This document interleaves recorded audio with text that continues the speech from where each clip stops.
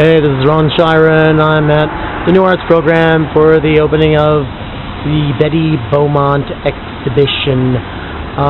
We're going to go in and take a look around. People in the world, we don't have, and given our global climate right now, with the social, the technological, the economic, the environmental, and the political, what about our children? What about the next generation? What about the next generation after that, when it's going to be, there are going to be even more children?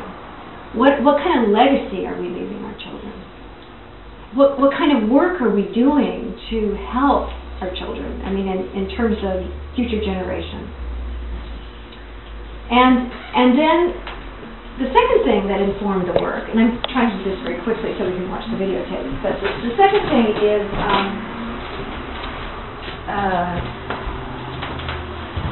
education.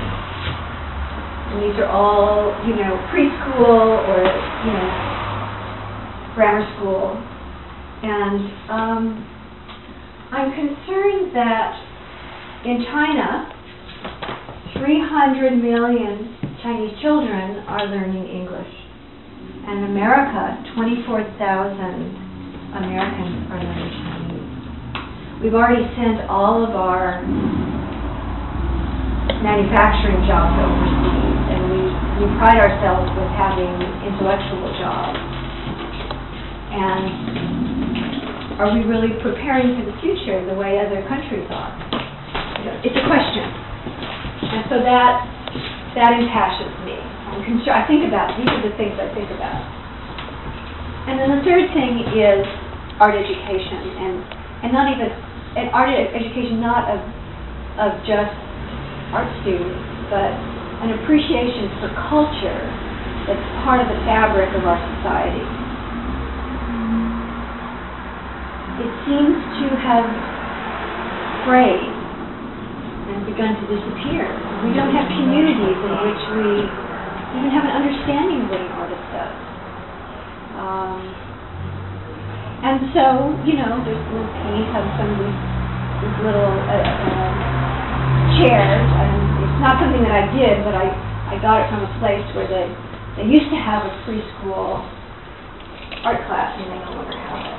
So, and then in terms of the colors, because there are colors here, I started thinking about, okay, what about this population explosion? Which countries are the top countries that are having a population explosion? Burundi is the number one, Africa. So I thought, well, school things, blackboard, that's kind of I know today it's all electronic, but we have this image of schools and blackboards. So the African flag is green and black and another color, and sometimes more colors depending upon which African nation. Sometimes it kind of rose or orange colors. So the floor kind of exists as a space that covers up another artist's work, but also as a kind of space that lends itself to each of these works, kind of connects them. And so this work was thinking about that and the flag of Africa. This work and the colors were informed by, of course, the Chinese red and the yellow. And when you think about China and children in China, it's just vertical and rows and stacks and numbers. Think of numbers, and we all have those recent images imprinted about the Olympics and those wonderful grids of people doing different things in celebration of the Olympics. And this work is really higher education than these other tiny chairs, which imply tiny people. And so it's kind of higher. It's also about education. It's because of desk. We infer that this is education, school of some sort. And that, for me, there has to be a paradigm shift, as I mentioned earlier.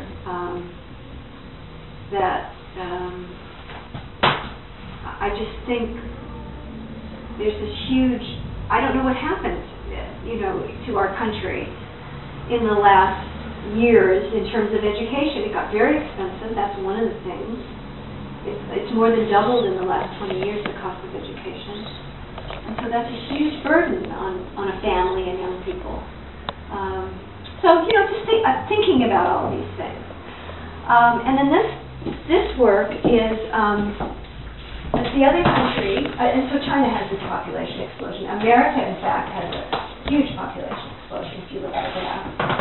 And the other country is India. And when you think of India and its flag, it has a saffron stripe, it has a white stripe, and it has a green stripe. And in the center is a wheel, and the wheel is blue. And the wheel is the wheel from a very old temple from, the 6th century, I think. And they call it a chakra today, this wheel.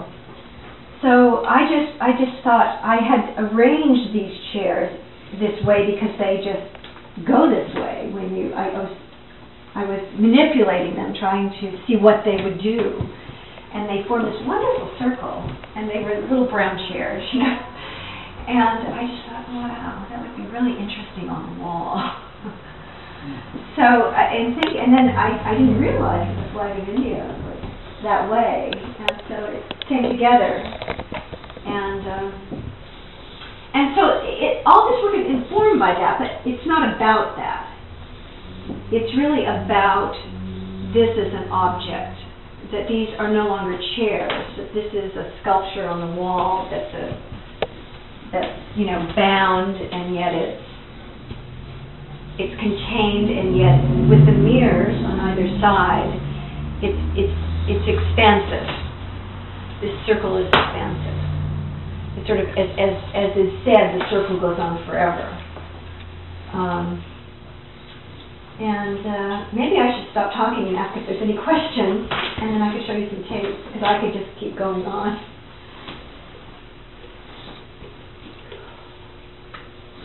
Shall I show you some videotapes?